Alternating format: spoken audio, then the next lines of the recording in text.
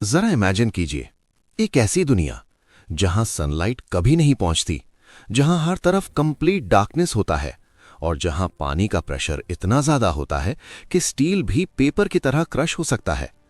आज हम बात करने वाले हैं एक ऐसी जगह की जो ऊपर से सिर्फ बर्फ लगती है, लेकिन उस बर्फ के नीचे छुपा है एक पूरा मिस्टीरियस ओशन वर्ल्ड।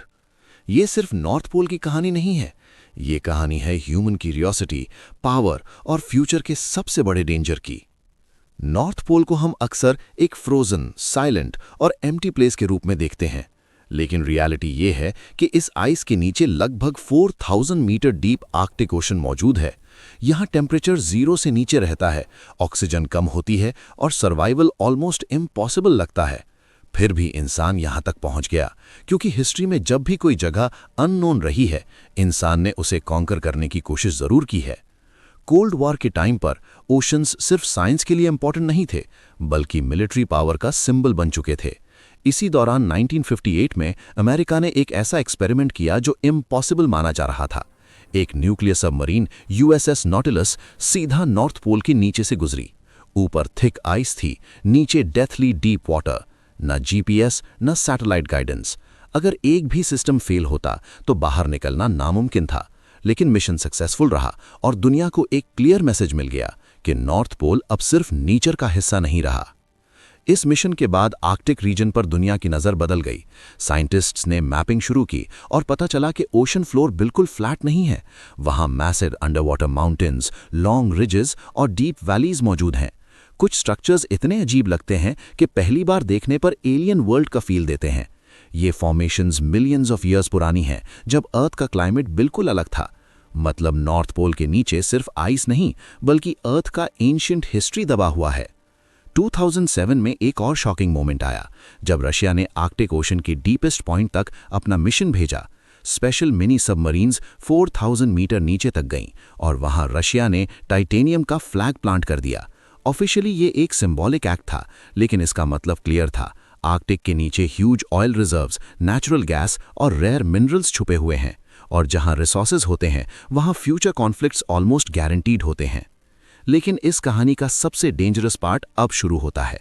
साइंटिस्ट्स ने डिस्कवर किया है कि आर्कटिक सीबेड के नीचे मैसिव अमाउंट में मीथेन गैस ट्रैप्ड है। मीथेन एक extremely powerful green house gas है। अगर ग्लोबल वार्मिंग की वजह से आइस रैपिडली मेल्ट हुई और ये गैस एक साथ रिलीज हो गई, तो अर्थ का क्लाइमेट सिस्टम कंप्लीटली कोलैप्स हो सकता है।